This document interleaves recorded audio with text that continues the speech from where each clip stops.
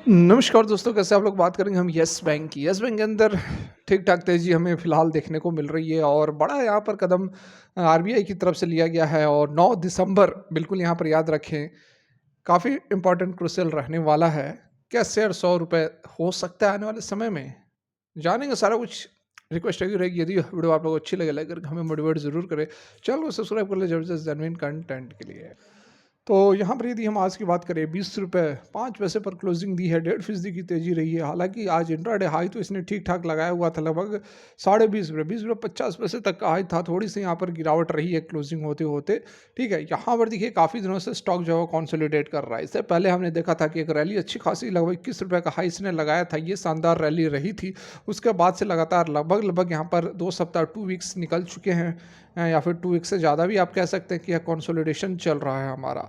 तो अब जो है अच्छा एक मूवमेंट हमें दिख रहा है। पिछले 2-3 दिनों से स्टॉक जो है वह पॉजिटिव एक मूवमेंट यहाँ पर दिखा रहा है और 20 डेज़ पर सपोर्ट लेकर फिर से स्टॉक जो ऊपर की ओर इसने मूव दिखाया है और ₹20 50 पैसे का हाई लगाने के बाद ₹20 5 पैसे पर इसने क्लोजिंग दी है।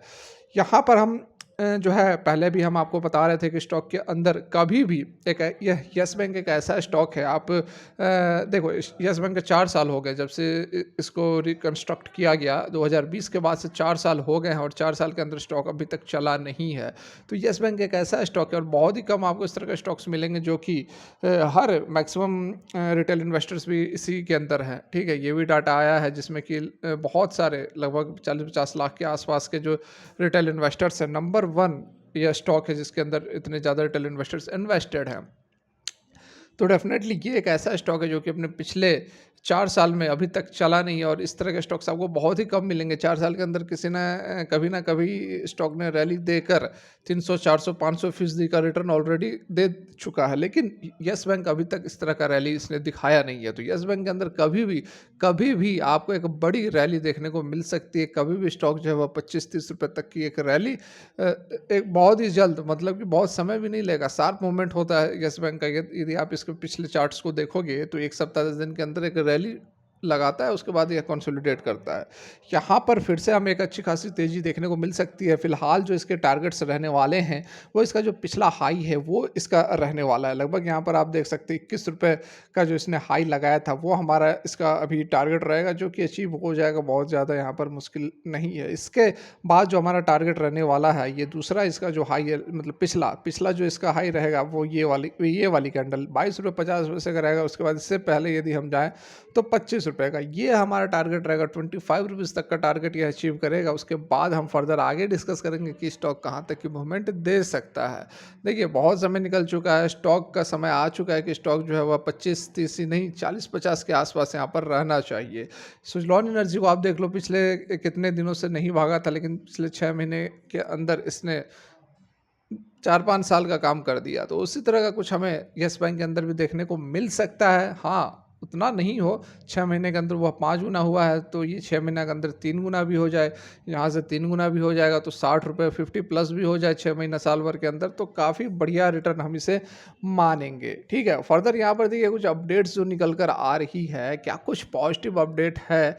आइए हम देख लेते हैं आरबीआई की तरफ से क्या कुछ शुक्रवार को होने वाला है। तो यहाँ पर देखिए क्या वो कुछ होने वाला है। तो आरबीआई की policy meet, MPC monetary policy committee जो होती है वो आरबीआई की शुक्रवार को फैसला लेने वाली है और इस दिन अच्छा खासा हमें जो है एक पॉजिटिव मूवमेंट दिख सकता है यदि अच्छी एक मार्केट के अकॉर्डिंग यदि फैसला लिया जाता है। देख सकते हैं शुक्रवार को रिजर्व बैंक की मॉनेटरी पॉलिसी कमेटी की 3 दिन की बैठक के बाद अपने फैसले का ऐलान कर देगी। इस बार अर्थव्यवस्था और बाजार पर नज़र रखने वालों के लिए एमपीसी के फैसले से ज़्यादा रिज़र्व बैंक गवर्नर का कमेंट रहेगा। देखिए यहाँ पर जो है 4-5 सवाल उठ रहे हैं, ठीक है। महँगाई बढ़ रही है, रिज़र्व बैंक अभी भी महँगाई को लेकर काफ़ी चिंतित है, तो उस कारण से ऐसा अनुमान लगाया जा रहा है कि जो रेट्स हैं, इंटरेस्ट रेट्स वगैरह वो बढ़ाए नहीं जाएँगे, वो एज़ इट इज़ रखे जाएँगे। बैंक अपना रुख सख्त बनाए रखेगा। तो क्या रिज़र्व बैंक अपना जो रुख है वह सख्त बनाए रखेगा? और सबसे बड़ा सवाल ये है कि रिज़र्व बैंक एमपीसी के लिए अनुमान बढ़ा सकता है क्या? ठीक है। ये 4-5 सवाल निकल कर आ रहे हैं, लेकिन यहाँ पर बाज़ार का क्या अनुमान लगाता है? बाज़ार का यही मानना है कि रिज़र्व बैंक को लेकर बाज़ार में फ़िलहाल अलग-अलग पक्ष बने हुए हैं। एक पक्ष तो ये मान रही है कि कच्चे तेल में नरमी है, यूएस यील्ड में अपनी ऊपर स्तरों से तेज गिरावट और दुनिया भर के केंद्रीय बैंकों से मिल रहे ऐसे संकेत जिससे मुताबिक दरों में बढ़ोतरी अपने ऊपरी स्तर पर पहुंच चुकी है। रिजर्व बैंक भी पॉलिसी को लेकर आगे नरमी के संकेत दे सकता है।